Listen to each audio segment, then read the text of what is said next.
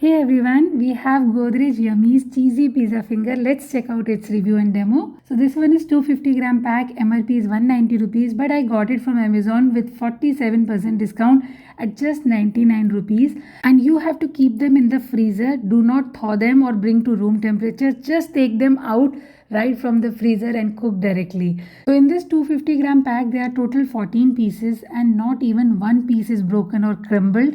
So coming to the cooking, you can cook them in 3 ways. Number one is deep fry. Put the lot of oil and once the oil is hot enough, fry for 3 minutes, flip in between. And second option is shallow fry. Just add 2 tablespoons of oil on a non-stick pan. Cook for 7-8 minutes, flipping sides. And the third one is air fry. Preheat first and then bake for 5 minutes. This is the healthiest option, but we are doing it deep fry. That gives the golden brown color and taste.